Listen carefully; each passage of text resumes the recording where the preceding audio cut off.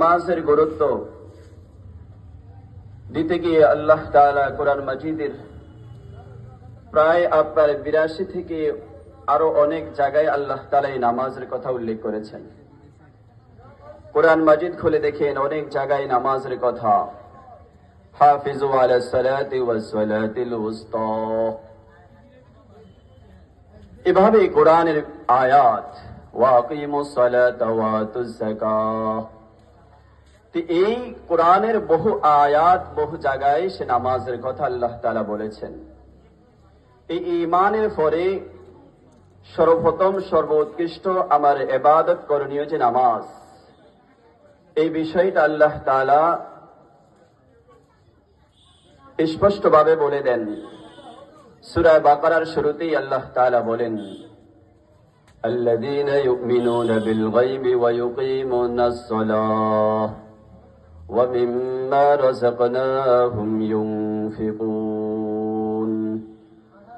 আল্লাহ সুবহানাহু ওয়া তাআলা ফরমান, আল্লাযীনা ইউমিনুনা বিল গায়বি, যারা গায়বের উপর বিশ্বাস স্থাপন করেছে, যারা আমি আল্লাহকে না দেখেও বিশ্বাস করেছে, যারা গায়বের উপর বিশ্বাস করলো, ঈমান আনলো, এরপরে তার প্রধান দায়িত্ব হলো, সর্বপ্রথম দায়িত্ব হলো ওয়া ইউকিমুনাস সালাহ, এবং যারা নামাজ কায়েম করে।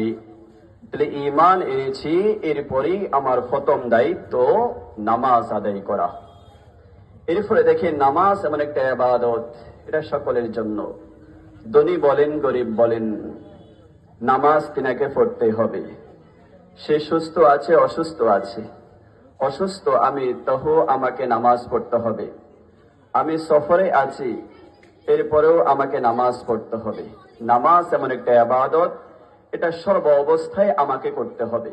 যতক্ষণ পর্যন্ত আমার হুঁশ আছে, আমার হুঁশ আছে, আমি মাথাটা নাড়াতে পারি, ততক্ষণ পর্যন্ত আমাকে নামাজের বিধানটা অবশ্যই পালন করতে হবে। এই নামাজের মধ্যেই রয়েছে ঈমানদারের সফলতা। এই নামাজে আমার আখিরাতের সর্বপ্রথম প্রস্তুতি। কারণ আল্লাহর হাবিব সাল্লাল্লাহু আলাইহি ওয়াসাল্লাম বলেন, ক্বালান নবী সাল্লাল্লাহু আলাইহি ওয়াসাল্লাম, আউয়ালু মা ইউহাসাবু বিহিল আবদু ইয়াউমাল কিয়ামাতিস সালাহ। আমার প্রিয় নবী ডাক দিয়ে বলেন, আউয়ালু মা ইউহাসাবু বিহিল আবদু ইয়াউমাল কিয়ামাতিস সালাহ। ওহে আমার বান্দারা, তুমি যখন মরে যাবা, যখন তোমার মৃত্যুটা হয়ে যাবে, কিয়ামতের ময়দানে যখন তুমি উঠবা, রব যখন তোমার হিসাব নেবেন, তোমার কর্মের হিসাব নেবেন, তখন সর্বপ্রথম তোমাকে নামাজেরই হিসাব দিতে হবে। তাহলে আমি মরার পরে সকলকে আপনার হিসাব দেওয়া লাগবে, হিসাব দেওয়া লাগবে যে কি করেছি কি না করেছি। আমার জীবনের প্রত্যেকটা কর্মের হিসাব দেওয়া লাগবে। এই হিসাব নিতে গিয়ে রব সর্বপ্রথম নামাজের হিসাব নেবেন। তো আপনি দেখেন, যদি আপনি প্রথমটাতেই আটকে যান, ধরা পড়ে যান, তাহলে কি আপনার বাঁচার কোনো উপায় আছে? বাঁচার কোনো উপায় নাই। তাই আল্লাহর হাবিব বলেন, আউয়ালু মা ইউহাসাবু বিহিল আবদু ইয়াউমাল কিয়ামাতিস সালাহ, ইযা সালাহাত সালাহাল সাইরু আমালিহি ওয়া ইযা ফাসাদাত ফাসাদাত সাইরু আমালিহি। আল্লাহর হাবিব বলেন, কিয়ামতের ময়দানে সর্বপ্রথম নামাজের হিসাব নেওয়া হবে। যে আমার উম্মতের নামাজ হিসাব সে পুঙ্খানুভাবে দিতে পারবে, এর মধ্যে যদি নামাজটা যদি তার ঠিক থাকে, তাহলে তার সকল আমল শুদ্ধ বলে প্রমাণিত হয়ে যাবে।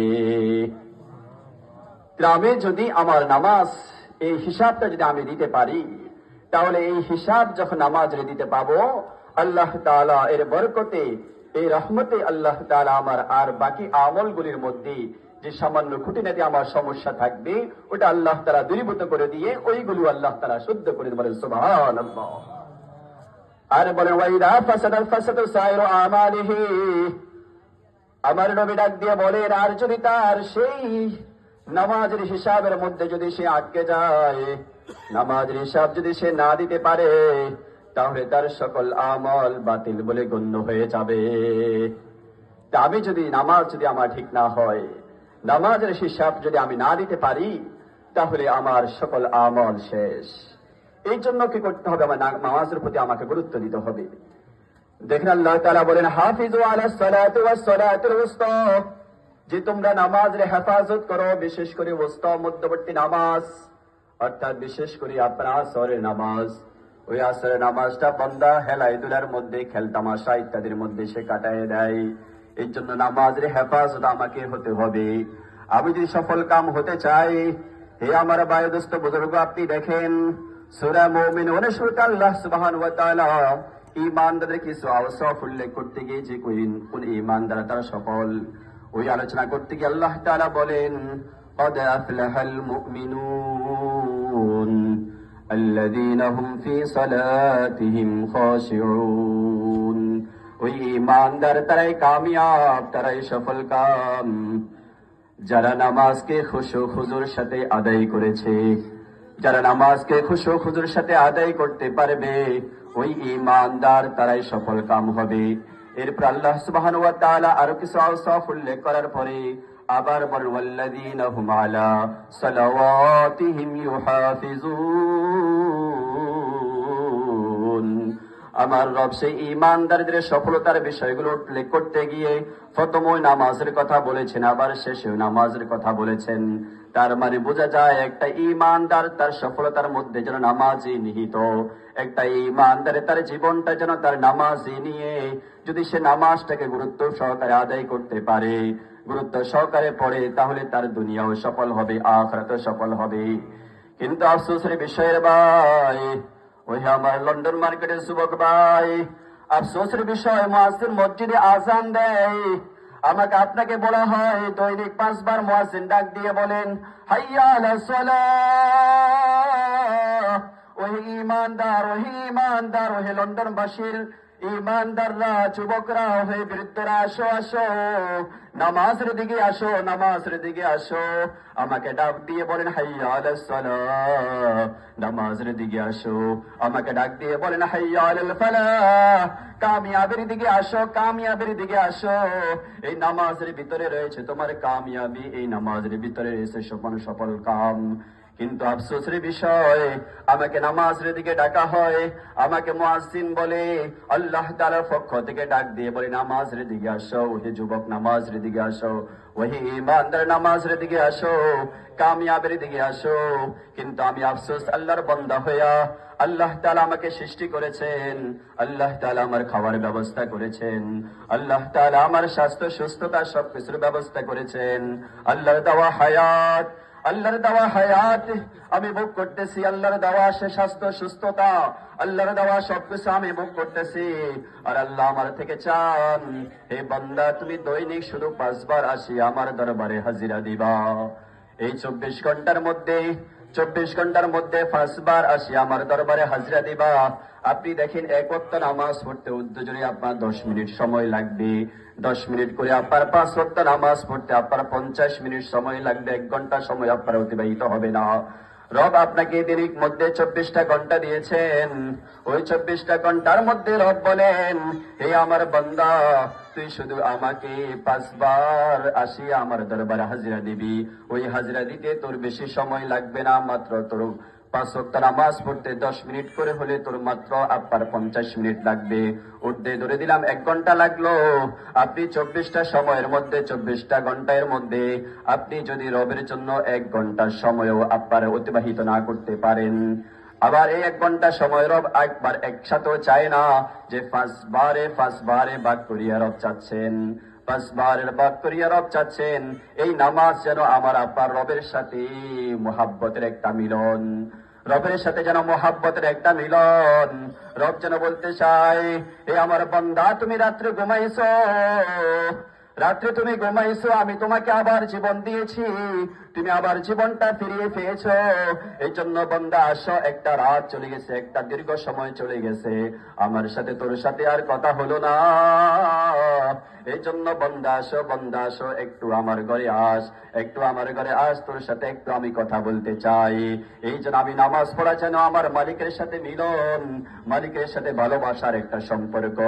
এরপরে আমি ফজরের নামাজ পড়েছি, এরপরে আবার যখন দুপুর বেলা হয়, রবের পক্ষ থেকে মুয়াজ্জিন ডাক দিয়ে বলে হাইয়া আলাস সালাহ, যেন আমার রব বলতে চান, হে আমার বান্দা, একটা দীর্ঘ সময় হয়ে গেছে, সকালবেলা তোর সাথে সাক্ষাৎ হয়েছে, এখন দুপুর হয়ে গেল, একটা দীর্ঘ সময় হয়ে গেল, তোমার সাথে আমার সাথে সাক্ষাৎ নাই। ওই হে বান্দা, একটু আসো, আবার সাক্ষাৎ হোক। এই দুপুরে বেলা আবার আমার জোহর নামাজ পড়লাম, রবের সাথে আমার আপনার সাক্ষাৎ হলো। এরপর আবার যখন বিকাল গনিয়ে আসে, আসরের সময় হয়, আবার রবের পক্ষ থেকে মুয়াজ্জিন ডাক দিয়ে বলে হাইয়া আলাস সালাহ, যেন আমার রব বলতে চায়, ওই আমার মাহবুব বান্দা, জোহরের সময় ওই দুপুর বেলায় তোমার সাথে কথা হয়েছে, তোমার সাথে সাক্ষাৎ হয়েছে, এই দীর্ঘ সময় চলে গেল, বিকাল গনিয়ে আসছে, এই জন্য আসো, আমার ঘরে আসো, একটু তোমার সাথে আমি মোলাকাত করতে চাই, একটু কথা বলতে চাই। যেন রব মহাব্বতের সাথে আমাকে মুয়াজ্জিনের মাধ্যমে ডাকতেছেন। এরপরে আমি বিকেল বেলায় রবের সাথে সাক্ষাৎ হলো। এরপরে যখন আবার রাত্রি গনিয়ে আসছে, দিনটা শেষ, সন্ধ্যা হয়ে গেছে, তখন আমার রব বলতে চাই, ওহে আমার বান্দা, দিনটা শেষ হয়ে গেল, রাতটা ঘনিয়ে আসছে, এই দিনটা চলে গেল, রাতটা ঘনিয়ে আসছে, রাতের শুরুতে আবার তোমার সাথে একটু আমার সাক্ষাৎ হোক, একটু কথা হোক, একটু মিলন হোক। এই জন্য মুয়াজ্জিন রবের পক্ষ থেকে ডাক দিয়ে বলে হাইয়া আলাস সালাহ, যেন রব বলতে চান, রাতের শুরুর সময়ও আবার আমার সাথে একটু মোলাকাত করো, একটু তোমার সাথে আমার সাথে একটু কি হোক, আপনার মোলাকাত হোক। এই জন্য আমি মাগরিবের নামাজ পড়েছি, এরপরে আবার যখন এশারের সময় হয়, কিছু সময় অতিবাহিত হয়, আবার মুয়াজ্জিন রবের পক্ষ থেকে ডাক দিয়ে বলে হাইয়া আলাস সালাহ, যেন আমার রব বলতে চায়, ওহে বান্দা, রাত তো হয়েছে, এখন আবার তুই ঘুমিয়ে পড়বি, তোর ঘুমানোর সময় হয়েছে, ঘুমিয়ে পড়বি। এরপরে আব্বার ঘুম যাবে, ঘুমের থেকে উঠার পরে আবার সকাল হবে, আবার তুই আব্বা সকাল করতে পারবি, তোর সাথে সাক্ষাৎ হবে, সেটার তো কোনো গ্যারান্টি নাই। এই জন্য বান্দা আসো, বান্দা আসো, ঘুমানোর আগে একবার তোর সাথে সাক্ষাৎ হয়ে যায়, ঘুমানোর আগে একবার তোমার সাথে আমার সাথে মোলাকাত হয়ে যাক, একটু কথা গোপন হয়ে যাক। এই জন্য আমি এশার নামাজ পড়লাম, তার মানে আমার রবের সাথে আমি সাক্ষাৎ করলাম, রবের সাথে আমার মোলাকাত হয়েছে। আপনি দেখেন, এটা আমার আপনার কথা নয়, আল্লাহর হাবিব সাল্লাল্লাহু আলাইহি ওয়াসাল্লামে বলেন, এই নামাজ মানে বান্দার সাথে আপনার তার রবের সাথে কথা কখন, নামাজ মানে তার বান্দার সাথে আপনার সাক্ষাৎ। আমরা মসজিদকে বলি বাইতুল্লাহ, মসজিদ আল্লাহ তাআলার ঘর, আল্লাহ তাআলার ঘরে গিয়ে রবের সাথে আমার আপনার সাক্ষাৎ। এই জন্য আমার হাবিব ডাক দিয়ে বলেন, ওহে আমার উম্মত, নামাজ মানে তুমি তোমার রবের সাথে সাক্ষাৎ করো, রবের সাথে তোমার মোলাকাত হওয়া, কথা গোপন হওয়া। এই জন্য বান্দা যখন নামাজে দাঁড়ায়া, যখন আল্লাহু আকবার বলিয়া নামাজে দাঁড়ায়া, সে যখন সূরা ফাতিহা শুরু করে, আলহামদুলিল্লাহি রাব্বিল আলামিন আর রহমানির রহিম মালিকি ইয়াউমিদ্দিন, আমার রব ডাক দিয়ে বলেন, হামিদানি আব্দি সানাউ আব্দি, আমার বান্দা আমার প্রশংসা করেছে, আমার বর্ণনা করেছে, যদি আমি আপনি শুনি না, কিন্তু যখন আমি সূরা ফাতিহা পড়ি, তখন আমার রব আমার প্রত্যেকটা কথার মধ্যে জবাব দেয়। যখন আমি বলি ইয়াকা না'বুদু ওয়া ইয়াকা নাস্তাঈন, তখন আমার রব ডাক দিয়ে বলেন, হাযা বাইনি ওয়া বাইনা আবদি, এটা আমি এবং আমার বান্দা এর মাঝে। যখন আমি বলি ইহদিনাস সিরাতাল মুস্তাকিম সিরাতাল্লাযীনা আন'আমতা আলাইহিম গায়রিল মাগদুবি আলাইহিম ওয়ালাদ-দাল্লিন, তখন আমার রব দিয়ে বলেন, উতিয়াদাহু মা সালাহু আব্দি, আমার বান্দা আমার কাছে যেটা চাইছে, আমি আমার বান্দাকে সেটা দিয়ে দিলাম, তাকে দান করলাম। তাহলে লেখেন, ওহে আমার ভাইরা, ও আমার ভাইরা, এই যে আমি রবের দরবারে দাঁড়াই, আমি যে সূরা ফাতিহা পড়লাম, রব আমার প্রত্যেকটা কথার মধ্যে জবাব দিতেছেন। এই জন্য নামাজ পড়া মানি হলো আমি রবের দরবারে আসিয়া রবের সাথে আমি কথা গোপন করতেছি, ওইটা আমাকে খেয়াল করতে হবে। আমি নামাজে দাঁড়াইলাম মানে আমার রবের সামনে দাঁড়াইলাম, নামাজে দাঁড়াইলাম মানে আমার রবের সামনে দাঁড়াইলাম। এই জন্য আমাকে দেহ এবং মনকে স্থির রাখিয়া নামাজ পড়তে হবে, দেহ এবং মনকে স্থির রাখিয়া নামাজ পড়তে হবে। নামাজে দাঁড়াইয়া অন্য মনস্ক আমাকে হওয়া যাবে না। তাই তো রব বলে দিয়েছেন, কদ আফলাহা মান তাযাক্কা কদ আফলাহাল মুমিনুন আল্লাযীনা হুম ফি সালাতিহিম খাশিউন। যারা খুশু হুজুর সাথে নামাজ আদায় করে থাকে। এই জন্য ভাই দোস্ত বুজুর্গ, যখন নামাজে দাঁড়াবো তখন আমাকে খেয়াল করতে হবে আমি রবের সামনে দাঁড়াইলাম। এই জন্য ভিন্ন মন মানসিকতা আমার অন্তরের ভিতরে আনা যাবে না, ভিন্ন মন মানস অন্তরের ভিতরে আনা যাবে না। রবের দেন খেয়াল রাখি আমাকে নামাজ আদায় করতে হবে। গাফলতির সাথে নামাজ আদায় করা যাবে না। গাফলতির সাথে নামাজ আদায় করা সেটা হলো মুনাফিকের নামাজ। আর যে গাফলতির সাথে উদাসীনতার সাথে যে নামাজ আদায় করে, ওই নামাজের জন্য আমার রব নিজে ধ্বংসের কথা বলেছেন। আমার রব ডাক দিয়ে বলেন, ফাওয়াইলুল লিল মুসাল্লিন الذين هم في صلاتهم ساهون الذين هم يراءون ويمنعون الماعون। রব ডাক দিয়ে বলেন, ফাওয়াইলুল লিল মুসাল্লিন, কিছু মুসল্লিন, কিছু নামাজি তারা ধ্বংস হোক, কিছু নামাজি তারা ধ্বংস হোক। আল্লাযীনা হুম আন সালাতিহিম সাহুন, যারা নামাজকে অলসতার সাথে, উদাসীনতার সাথে, গাফলতির সাথে যারা নামাজ আদায় করে। এই জন্য আমি যখন রবের সামনে দাঁড়ালাম আমাকে অন্য মন মানসিকতা হওয়া যাবে না। আমার নামাজে দাঁড়ানোর পরে অন্যদিকে মন মানসিকতা যেতেই পারে, সেটা স্বাভাবিক, কিন্তু মনটা অন্যদিকে চাইলেও আমাকে মনটা নামাজের দিকে নিয়ে আসতে হবে। একমাত্র রবকে রাজি খুশি করার জন্য রবের দেন খেয়াল নিয়ে আমাকে নামাজ পড়তে হবে। ওহে আমার বান্দা, ওহে আমার বান্দা, রব ডাক দিয়ে, ওহে আমার বান্দা, তুমি তোমার দেন খেয়ালকে একসাথ করিয়া কি করো, নামাজ আদায় করো। এই জন্য আমি যখন নামাজ পড়তেছি তখন আমি কেরাতের দিকে মনটা রাখবো, রুকু করতেছি রুকুর দিকে মনটা রাখবো, সেজদা করতেছি সেজদার দিকে মনটা রাখবো। আমার মনটা যাতে করে নামাজের দিকে থাকে সেই দিকে আমাকে অবশ্যই খেয়াল করতে হবে। গুরুত্ব সহকারে আমরা অবশ্যই নামাজ আদায় করব। যদি এই নামাজটা গুরুত্ব সহকারে আদায় না করি রে ভাই, কিয়ামতের ময়দানে যখন তোমাকে যখন এই নামাজের জন্য সওয়াল করা হবে তখন তোমার কি অবস্থা হবে। এই জন্য ভাই দোস্ত, হেলাই দুলাই নামাজকে শেষ করো না, হেলাই দুলাই নামাজকে শেষ করো না। এই জীবন তো জীবন নয়, তোমার আরেকটা জীবন আছে। এই জীবন তো জীবন নয়, তোমার আরেকটা জীবন আছে। কিভাবে হেলাই দুলাই নিজের জীবনটাকে নষ্ট করতেছ? তুমি যে কাজ করো না কেন তোমার সবকিছু কিন্তু রব লিপিবদ্ধ করতেছেন।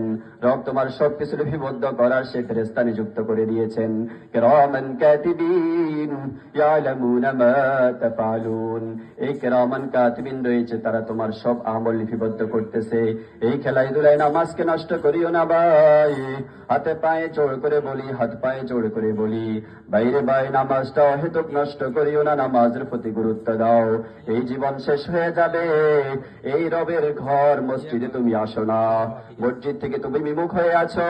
ওই মসজিদের মাইকে একদিন তোমার নাম ঘোষণা হবে, ওই ব্যক্তি আর দুনিয়ায় নাই, অমুক আর দুনিয়ায় নাই, অমুক সাহেব দুনিয়ায় আর নাই, অমুক মেম্বার, অমুক চেয়ারম্যান, অমুক বড় ফতি আর দুনিয়ার মধ্যে নাই। যে মসজিদে তুমি আসো না, যে মসজিদের সাথে তোমার সম্পর্ক নাই, একদিন ওই মসজিদের মাইকে তোমার নাম ঘোষণা হবে, অমুক তো আর দুনিয়ায় নাই, অমুক তো আর দুনিয়ায় নাই। ওই মসজিদের খাটিকানি তোমার জন্যই অপেক্ষা করতেছে। এই মসজিদের খাটের মধ্যে তোমাকে আপনার এখানেই শুইতে হবে। এই জন্য আমি মসজিদের সাথে সম্পৃক্ত হই, নামাজের সাথে সম্পৃক্ত হই, নামাজকে নিজ মূল কর্ম বানিয়ে নি। আমার ঈমানের পরই সর্বপ্রথম আমার দায়িত্ব হলো নামাজ আদায় করা। একটু খেয়াল করেছেন, হেলাই দুলাই যে জীবনটাকে শেষ করে দিয়েছেন, রবের দরবারে কি জবাব দিবেন? রবের দরবারে কি জবাব দিবেন? আমার ব্যবসায়ী বা